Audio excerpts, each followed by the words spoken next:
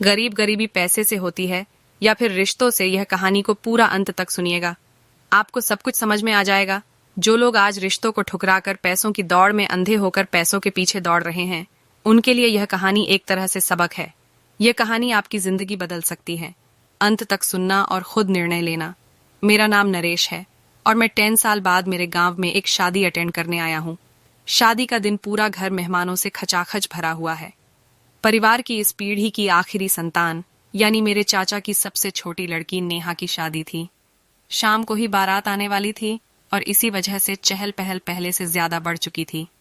गांव में सादगी से अपने सीमित बजट में ही शादी की तैयारियां की जाती हैं और वहीं चाचा ने किया। गांव में सादगी से अपने सीमित बजट में ही रहते हुए चाचा ने अपनी सारी शादी की तैयारियां कर रखी थी। तभी मैंने देखा कि घर में जितने पुरुष हैं वह नंगे पैर कहीं बाहर कहीं जा रहे थे। मैं उनके साथ जुड़ने को वहां से आंगन में रखे हुए एक बड़े से पत्थर पर बैठकर अपने जूतों को उतारने लगा। तभी मेरे चाचा के पडीढोस में रहने वाला सुरेश मुझे बोल, पडीढा, हम लोग गांव के बाहर स्थित मंदिर में देवता को आमंत्रण देने जा रहे हैं।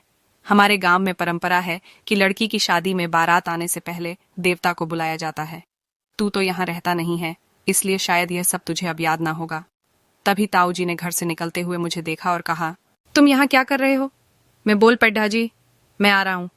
ताऊ जी अपने पैरों से जूते निकालते हुए मैंने कहा। तब ताऊ जी बोल, पड्ढे तू नहीं आएगा तो चलेगा।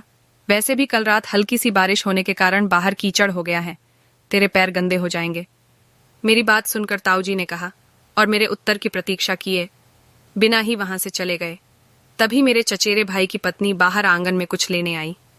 मुझे बैठे देखकर रुक गई, फिर हड़बड़ाते हुए मेरे पास आकर खड़ी हो गई और बोली, अरे देवर जी, आप यहाँ खुले पत्थर में काहे बैठ गए?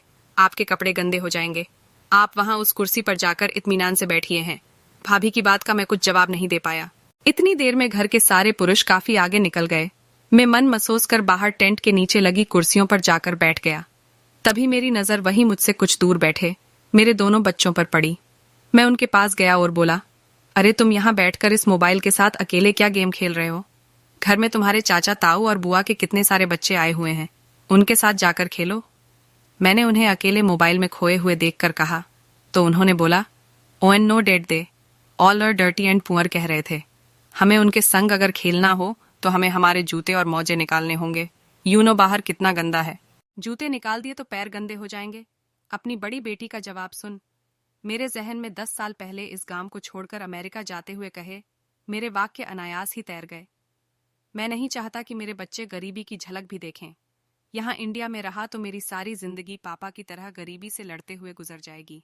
आज मनचाहा रुपया बटोर कर वापस अपनी धरती पर पैर रखने के बाद अब तक अपने ही लोगों किया जा रहा अनौपचारिकता पूर्ण व्यवहार देखकर मुझे महसूस होने लगा कि रिश्ते और अपनेपन को पीछे छोड़ मैं और मेरा परिवार आज पहले से ज्यादा गरीब हो चुका था।